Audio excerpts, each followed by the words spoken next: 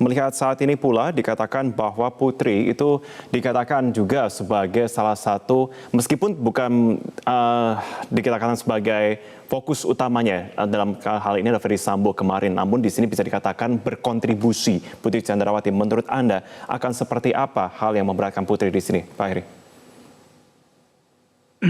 Ya, kalau kembali ke dakwaan ya, Mas ya, bahwa kasus ini kan berawal dari juga ceritanya PC ke Sambo kan, bahwa ada dugaan terjadi tindakan yang dimaknai sebagai pelecehan, kemudian berubah jadi pemerkosaan dan lain sebagainya.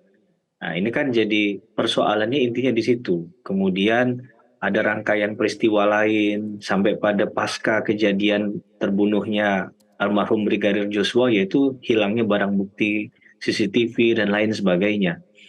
Jadi kalau kita mengurut pada peristiwa tadi, ya ada kaitan antara apa yang disampaikan perbuatan dari yang bersangkutan itu di dalam proses ini, termasuk kemudian kedudukan atau posisi PC pada saat terjadinya tindak pidana.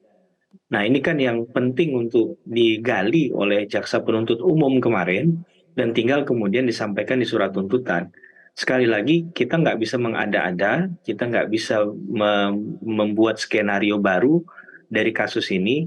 Kita berfokus pada dakwaannya, kalaupun ada pembelaan juga mencoba mengcounter unsur yang ada dalam dakwaan, tidak lebih dari itu.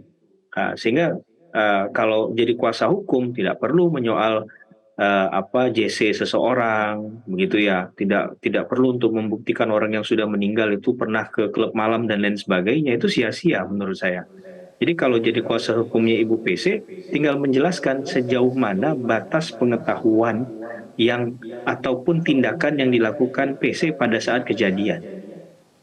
Dan yang dirasakan kemarin atau ada skenario yang disampaikan menurut keyakinan mereka, yaitu yang dibuktikan.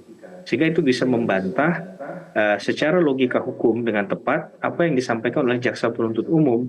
Jadi kita nontonnya pun juga secara logika hukumnya bisa memahami, begitu ya. Tapi kalau caranya adalah kemudian hanya untuk melimpahkan kesalahan kepada orang lain, nah ini yang bisa dimaknai juga akhirnya Ibu PC dikira berbelit-belit dalam memberikan keterangan. Karena yang ingin dibuktikan terlalu banyak. Maka menurut saya kemarin harusnya fokus saja pada pembuktiannya. Kalau dia terlalu banyak dan kemudian menyeret ke tujuan yang tidak jelas, ini kontraproduktif. Kasiannya Ibu PC.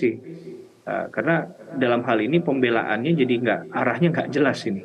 Nah, ini juga akhirnya memberatkan kliennya juga. Jadi ini yang saya rasa penting untuk kita pahami, bahwa apa yang memberatkan itu bukan atas dasar emosional dari jaksa penuntut umum menurut saya, tapi berdasarkan apa yang terjadi di fakta persidangan.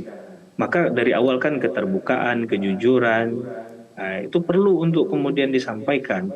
Ya, tapi kita nggak tahu putusannya apa. Yang moga-moga tadi tetap keadilan substantif itulah yang kemudian jadi hal yang akan diwujudkan dalam perkara ini.